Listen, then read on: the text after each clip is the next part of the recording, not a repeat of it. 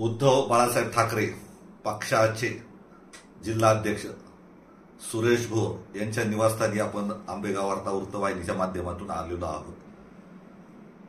काल जो मंचर येथील छत्रपती शिवाजी महाराज चौकात जो गोंधळ झाला किंवा खासदार अमोल कोल्हे यांच्या विजयी मिरवणुकीनंतर जो आनंद किंवा जो सत्कार समारंभ झाला त्यामध्ये डॉक्टर अमोल कोल्हे यांनी भावी आमदार म्हणून देवदत्त निकम यांचा जो उल्लेख केला त्याबद्दल तुमचं काय मत आहे? खरं तर विधानसभेची कोणती स्ट्रॅटेजी महाविकास आघाडीची ठरलेली नाही आणि आमच्या भाषणामध्ये राजाभाऊ बानखेले आमचे जिल्हा संघटक त्यांनी अगोदरच सांगितलेलं होतं की आमची अपेक्षा आहे. राजाभाऊ देखील मागच्या 2019च्या विधानसभेला लढले त्यावेळी त्यांना 2019च्या निवडणुकीमध्ये 60,000 मतदान झालेलं होतं आणि सर्वसाधारणपणे 60,000 मतदान शिवसेनेचं या विधानसभा मतदारसंघामध्ये आहे. मी देखील माझ्या भाषणामध्ये डॉक्टर अमोल कोल्हे यांना सांगितलं की तुम्हाला 93,000 मतदान मिळालेलं आहे आणि 93,000 मतदानामध्ये जवळपास तुम्हाला 11,500-12,000चं लीड मिळालं. पण या 93,000च्या मतदानामध्ये जवळपास 60,000 मतदान हे शिवसेनेचं आहे आंबेगाव विधानसभामध्ये आणि राहिलेल्या 33,000 मतदानामध्ये राष्ट्रवादी काँग्रेस शरदचंद्र पवार साहेबांचा पक्ष, काँग्रेस आम आदमी पक्ष, कम्युनिस्ट पक्ष, इतर जे आघाडीमध्ये असणारे जे इतर अंगीकृत संघटना आहेत त्यांचे पक्ष सगळ्यांचे मिळून 33,000चं मताधिक्य तुमचं आहे. त्यामुळे आम्हाला मोठा भाऊ म्हणून आमची अशी अपेक्षा आहे तुम्ही शिवसैनिकाला संधी द्या आणि या ठिकाणी चांगला संदेश महाराष्ट्रामध्ये महाविकास आघाडीच्या माध्यमातून जाईल असं त्यांना आम्ही विनंती केली. तर त्यानंतर त्यांनी त्यांच्या भाषणामध्ये सुरुवात करताना सांगितलं, बाकीच्यांची नावं घेतली आणि सांगितलं, मी त्यांचं भाषण 4-5 वेळा पुन्हा एकदा मी ऐकलं आणि त्यावेळी त्यांनी सांगितलं की होय आंबेगाव तालुक्यामध्ये ज्यांच्यामुळे इतिहास घडला, ज्यांच्यामुळे लीड मिळालं ते भावी आमदार, होय आमदार रच देवदत्तजी निकम साहेब. आणि मग हे ऐकल्यानंतर आम्हाला सगळ्यांना वेदना झाल्या की त्यांच्या निवडणुकीमध्ये प्रचारामध्ये काम करणारे शिवसैनिक सगळ्यात पुढे आघाडीवर होते. किंबहुना बऱ्याच वेळी अनेक कार्यकर्त्यांना त्यांनी अंगावर घेतलं, भांडणं झाली, केसेस झाल्या, कोणत्याही परिस्थितीमध्ये शिवसैनिक मागे हटला नाही. मग अशा परिस्थितीमध्ये शिवसैनिकांना वाटलं की हे लीड फक्त देवदत्त निकम यांच्यामुळेच मिळालं असं डॉक्टर कोल्हे यांचा समज आहे. त्यामुळे आम्हाला ह्या गोष्टी खटकल्या आणि तुम्ही डायरेक्ट उमेदवारीच तुम्ही घोषित करून टाकली. आणि मग शिवसैनिकांनी मी राजाराम बानखेले यांना म्हटलं, राजाभाऊ आपण उठा, त्यांची आता उमेदवारी फिक्स झालेली आहे, आपल्याला पक्षाचा काही आदेश अजून आलेला नाही, त्याच्यामुळे त्यांचा कार्यक्रम त्यांचा चालू द्या असं म्हटल्यावर आम्ही दोघं उठलो, राजाभाऊ आम्ही उठलो आणि आमच्याबरोबर सगळे शिवसैनिक उठले, पदाधिकारी उठले. आम्ही खाली गेलो. खाली गेल्यानंतर कार्यकर्त्यांना भावना अनावर झाल्या. त्यांनी डायरेक्ट शिवसेना जिंदाबाद, उद्धव साहेब जिंदाबाद, आदित्य साहेब जिंदाबाद अशा घोषणा द्यायला सुरुवात केल्या. हा विषय सगळा झाल्यानंतर तिकडचे सगळे लोक इकडं काय झालं म्हणून सगळे लोक उठून इकडे आली. डॉक्टरांनी सांगितलं का अजान सुरू झाल्यामुळं मी थांबलो, परंतु अजान आणि यांनी केलेलं वक्तव्याच्या मध्ये बऱ्याच प्रकारचं अंतर होतं, त्यामुळं त्यांनी केलेलं समर्थन हे आम्हाला योग्य वाटलेलं नाही. ठीक आहे, मग यामुळं शिवसैनिक उभाटा गटाचे संतप्त झाले आणि एकदम वातावरण तंग झालं. म्हणजे जो आनंदासाठी जो कार्यक्रम घेतला त्याच्यावर काही प्रमाणात विरजन पडलं असं म्हटलं तरी हरकत नाही. त्यामुळे शिवसैनिकांना आता कसे समजावायचे प्रयत्न तुमचे काय या पद्धतीने चालू आहे? शिवसैनिक खूपच संतप्त झालेले होते. नंतर त्या घटनेनंतर ज्या लोकांना नंतर त्या बातम्या अशा वाऱ्यासारख्या पसरल्या, व्हायरल झाल्या, अनेक शिवसैनिक जमले जे त्या कार्यक्रमाला आलेले नव्हते आणि संतप्त प्रतिक्रिया व्यक्त करायला त्यांनी सुरुवात केली. मग त्यानंतर त्यांना मी सांगितलं की हा आपल्या वरिष्ठांचा निर्णय आहे आणि मी माझ्या भाषणात पण त्यांना सांगितलेलं होतं की एवढे आमचं मतदान असताना सुद्धा डॉक्टर अमोल साहेब कोल्हे तुम्हाला आम्ही तुमचं नेतृत्व मान्य केलेलं आहे, तुम्ही उद्या जो निर्णय द्याल आमचे आदरणीय पक्षप्रमुख उद्धवजी ठाकरे साहेब आणि आघाडीचे महाविकास आघाडीचे लोक एकत्र बसून जे उमेदवार ठरवतील त्याचं आम्ही प्रामाणिकपणे काम करू, 2 पावलं पुढे जाऊन काम करू आणि हे तुम्ही लोकसभेला बघितलेलं देखील आहे. लोकसभा निवडणुकीत डॉक्टर अमोल कोल्हे यांच्या प्रचारादरम्यान काही रात्री म्हणजे जे शिवसैनिक गोंधळ झाला त्यांनी सांगितलं की आम्हाला अत्यंत हीन पद्धतीची वागणूक मिळाली, नेमकं काय झालं? आता या बऱ्याचशा गोष्टी खरं तर बाहेर सांगण्यासारख्या नाही, परंतु काल संतप्त आम्ही एवढं झालेलो होतो, कारण पावलोपावली शिवसैनिकांना त्यांनी हीन दर्जाची वागणूक दिली, अपमानास्पद वागणूक दिली. माझ्याच बाबतीत तुम्ही सांगा, आता मी काउंटिंग एजंट म्हणून मला त्यांनी सांगितलं, मी त्यांना अगोदर सांगितलं होतं की मी काउंटिंग एजंट जर तुम्हाला नेमायचं असेल तर तुम्ही डॉक्टर अमोल कोल्हे यांच्या नावाचा पास मला द्या, उमेदवाराचा मागणी केली होती. मी त्यांना अगोदर कल्पना दिली होती, सूचना सांगितल्या होत्या.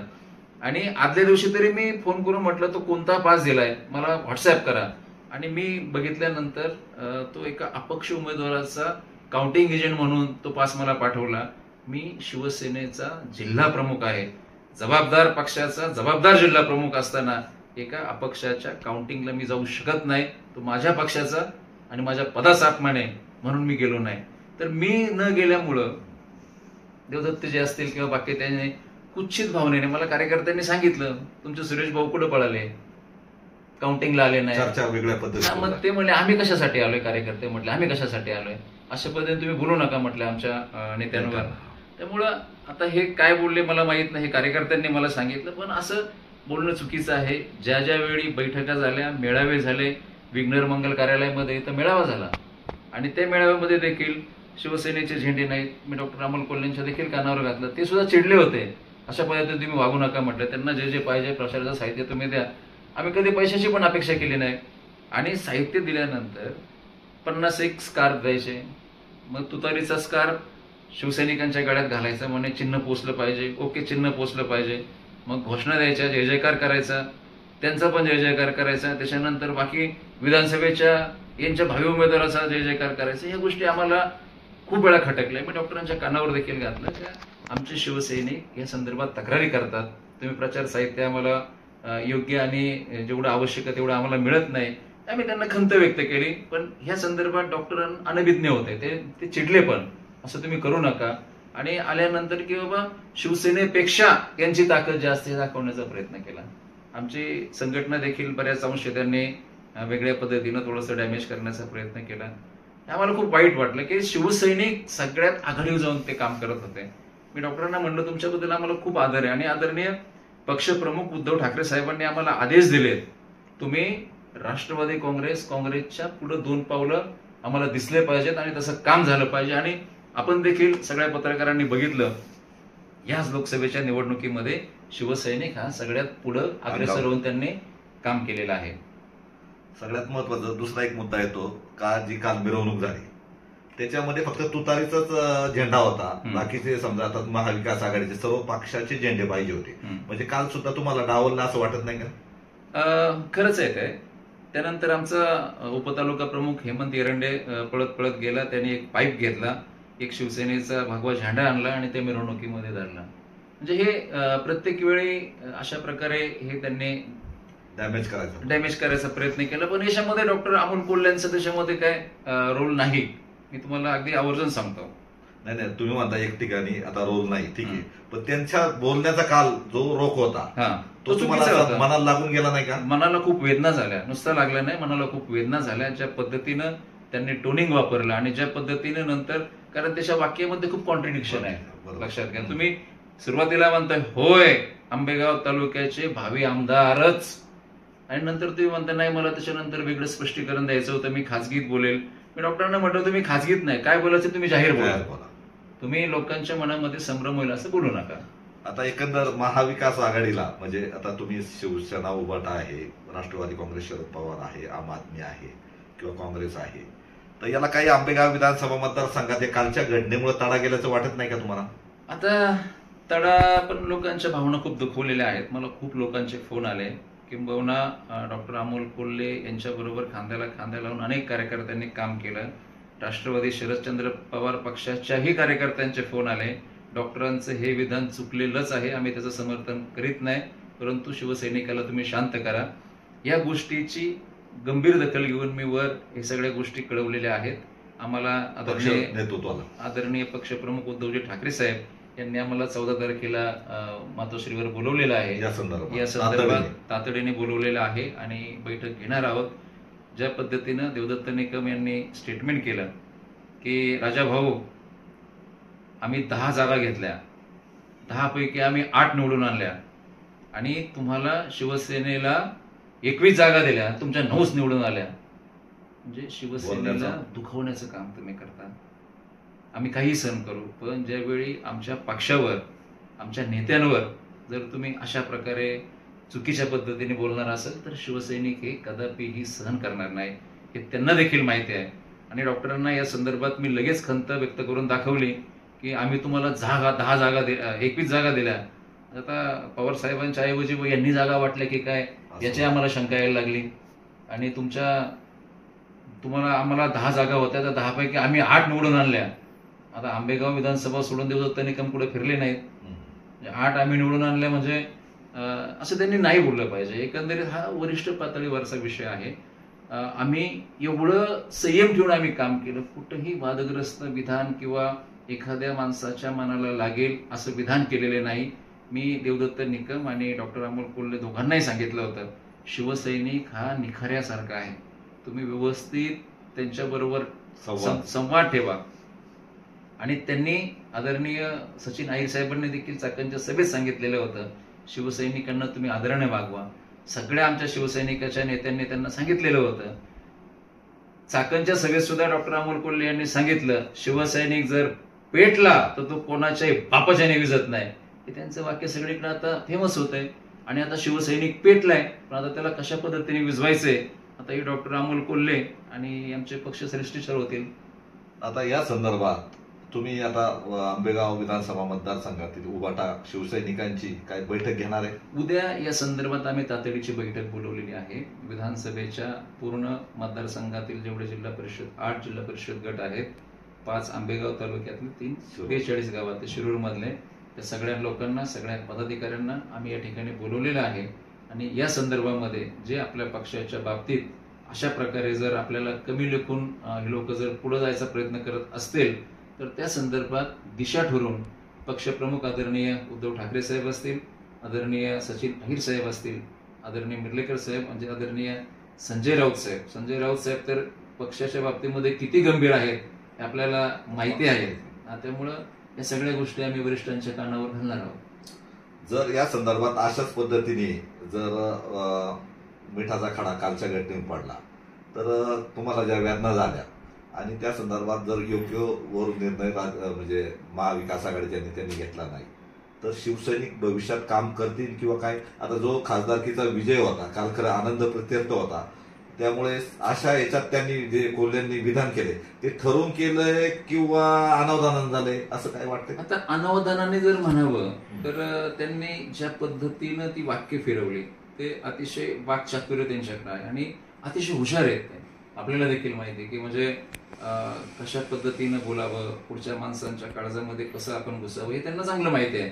त्यामुळं तो तिथला माहोल बघून त्यांना कदाचित माहित नाही मला, पण ते ज्या पद्धतीने म्हटलं की आंबेगाव तालुक्यामध्ये विधानसभेमध्ये इतिहास घडला आणि ज्यांच्यामुळं लीड मिळालं ही गोष्ट आम्हाला खटकली. एकटा माणूस तिथं नव्हता, सगळ्यांचे सामूहिक प्रयत्न होते. आणि होय, भावी आमदार आदरणीय देवदत्तजी निकम साहेब, उद्या त्यांना तिकीट महाविकास आघाडीतून मिळालं तर आम्ही सगळेजण काम करणार, 100% करणार. आणि हे ते आम्ही जाहीर व्यासपीठावर सांगितलेलं होतं. पण तुम्ही जर अगोदरच अशा प्रकारे जर तुम्ही नीती जर अवलंबली तर शिवसैनिक हा खूप निखाऱ्यासारखा आहे हे त्यांना पण माहिती आहे. या जागेचा काही फॉर्म्युला ठरलेला आहे का अजून आपला? काही आंबेगाव विधानसभा या पक्षाला किंवा यांना दिली, ज्या अर्थ त्यांनी स्टेटमेंट केले याचा अर्थ काही थोडं काय पुढं? बिलकुल काहीही ठरलेलं नाही. त्यांनी नंतर खाली आले, त्यांनी सांगितलं मी अनावधानाने बोललो, त्याच्यामध्ये काही मागचे संदर्भ होते आणि मला हे स्पष्टीकरण द्यायचं होतं, परंतु मध्येच अजान सुरू झाल्यामुळं मला थांबावं लागलं. पण आम्ही तो सगळा व्हिडिओ बारकाईने बघितल्यानंतर त्यांचं स्टेटमेंट त्याच्यानंतर अजान बऱ्याच वेळाने सुरू झालं, त्याच्यामध्ये त्यांनी बरेच काही विषय ते बोललेले होते. त्यांनी नंतर म्हटले माझ्याकडून हे चुकून झालेलं आहे, असं जर तुम्हाला वाटलं तर मी दिलगिरी व्यक्त करतो. पण आता हा शिवसैनिकांचा जाहीरपणे झालेला कार्यक्रम, जाहीर अपमान झाला असं वाटतं. हा तर आता ते उद्या जातील समजा शिवसेना पक्षप्रमुखांकडे आणि त्यांच्या संदर्भात चर्चा होईल. उद्या आम्हाला पक्षप्रमुख जो आदेश देतील तो आदेश आम्ही तंतोतंत पाळणार. पण आमची अशी भावना आहे का या मतदारसंघामध्ये परत मी वारंवार सांगतो 93,000 मतदान त्यांना झालं, त्याच्यामध्ये 60,000 मतदान हे शिवसेनेचंच आहे आणि 33,000 मतदान त्यांचे मोठा भाऊ म्हणून आम्हाला संधी मिळावी कोणत्याही शिवसैनिकाला, आमच्यामध्ये काहीही वाद नाही. आमच्या राजाभाऊंना मागच्या वेळी त्यांनी लढवली होती, राजाभाऊंना तिकीट दिलं तरी आम्ही आनंदी राहणार. सुरेश भाऊ भोर जिल्हा प्रमुख म्हणून मला जरी दिलं, सगळे कार्यकर्ते आनंदी राहणार. सगळ्यांनी, अगदी आमच्या सुरेखाताई निगोट त्यांना दिलं तरी सुद्धा आम्हाला काही आनंद वाईट वाटणार नाही. म्हणजे पक्ष आदेश, हा पक्ष आदेश, साध्या शिवसैनिकाला जरी तिकीट दिलं आम्ही अगदी अतिशय जोमाने काम करणार. एकंदर आता जो काल छत्रपती शिवाजी महाराज चौकात जो गोंधळ झाला किंवा अमोल कोल्हे म्हटले माझ्याकडून अनावधानाने झाले का भावी आमदार देवदत्त निकम असे जे वाक्य आले, तर त्या संदर्भात आता थेट आपण उभाटा गटाचे जिल्हा प्रमुख सुरेश भोर यांच्याकडून सविस्तर माहिती घेतलेली आहे.